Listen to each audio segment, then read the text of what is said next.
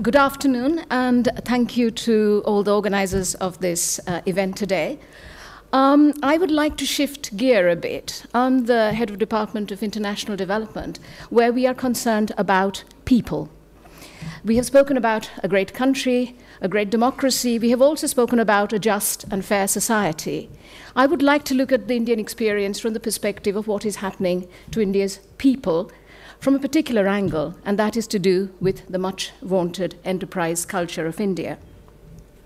Now, our nation, though it has no drinking water, electricity, sewage system, public transportation, sense of hygiene, discipline, courtesy, or punctuality, does have entrepreneurs, thousands and thousands of them.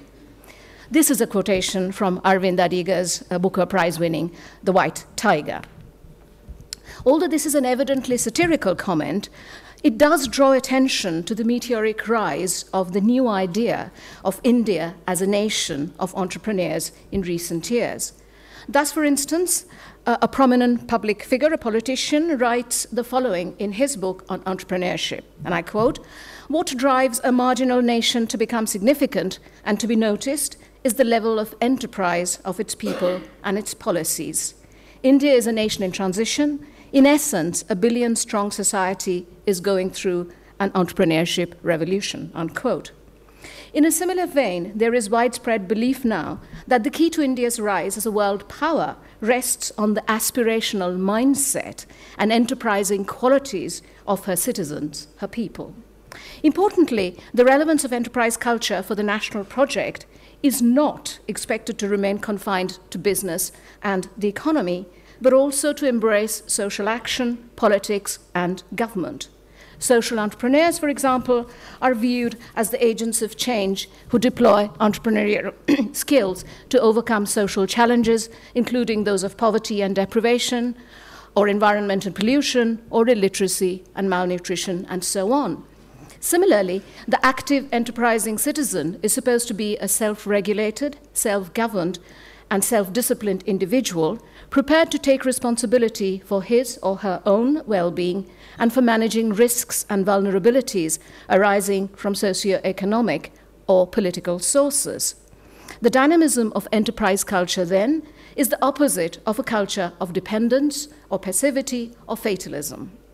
Enterprise culture is considered to be of central importance in producing both vigorous economic actors for a globalized economy and self-governed citizens of a state that is being re-engineered primarily as an enabler of the market.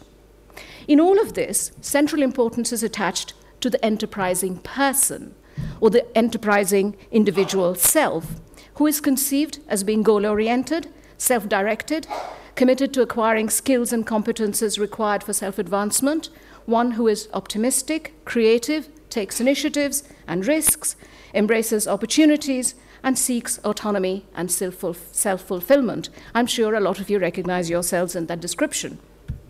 Such an enterprising subject does not necessarily engage in business or economic enterprise, but applies enterprising qualities and conducts to all walks of life, such as the workplace, education, leisure, even personal relationships, and the family. Enterprise culture, then, is about fundamentally changing individual attitudes and mindsets, about remaking and empowering the self.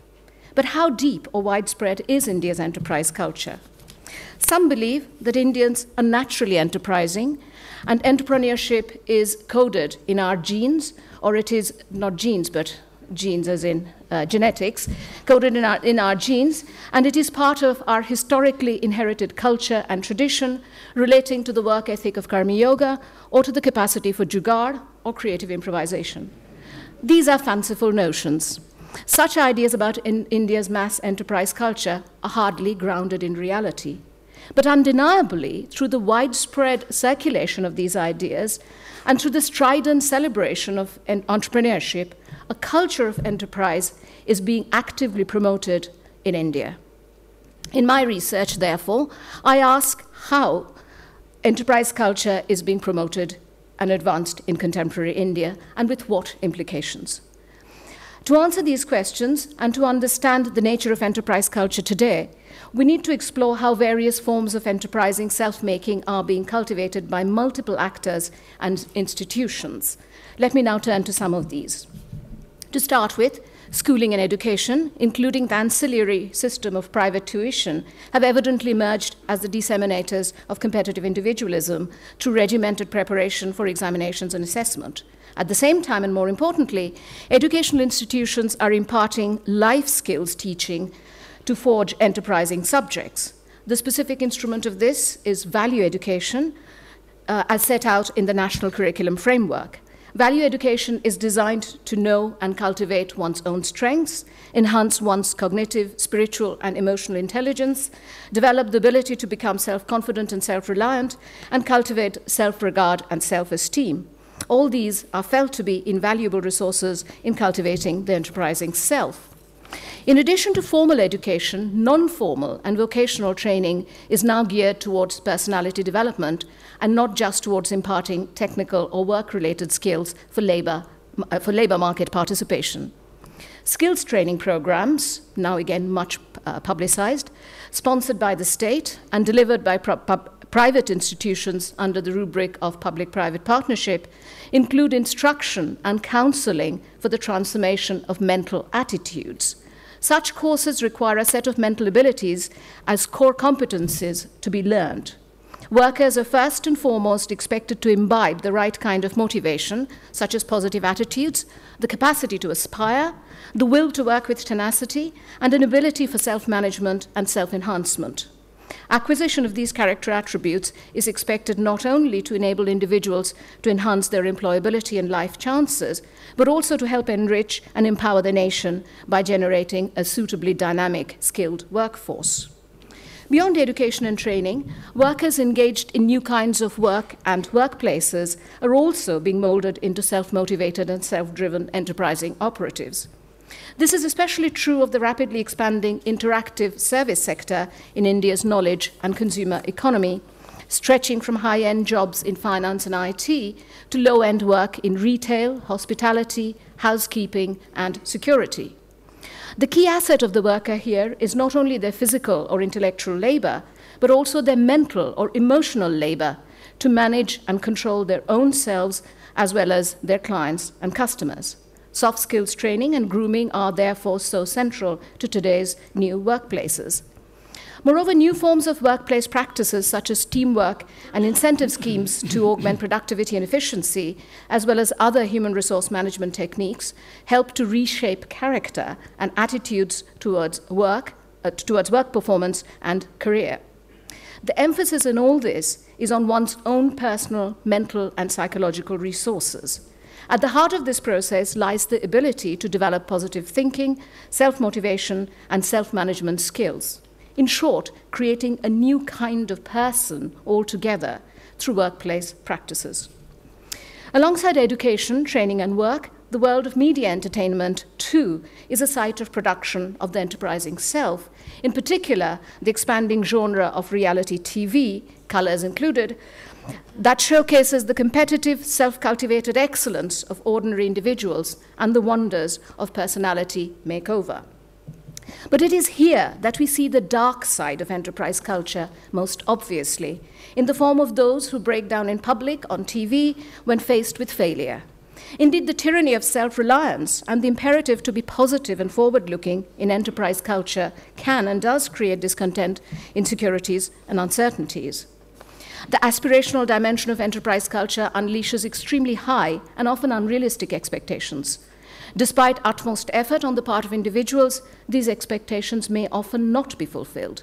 Individuals do not succeed in their aims because of structural and systemic problems, not for want of their own trying. However, the enterprise culture of self-making prompts individuals to look for personalized solutions to such problems by interpreting these in terms of stress and pressure.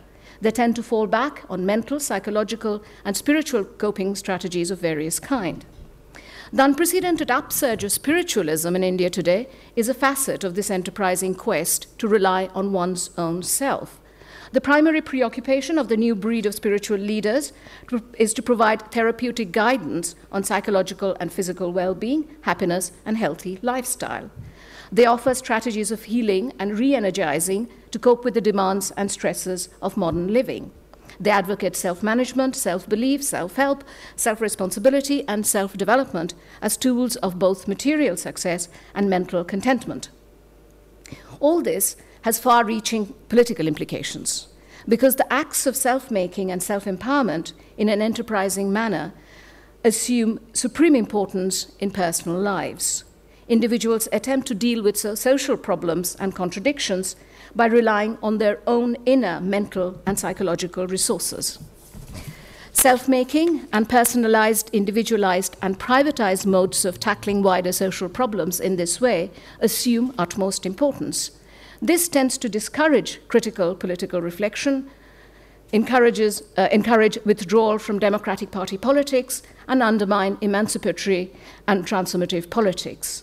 The rise of enterprise culture is therefore likely to have profound, if unintended, consequences for Indian democracy and politics, alongside the sea change in individual mindset and mentality that is reshaping Indian society and the economy in fundamental ways today.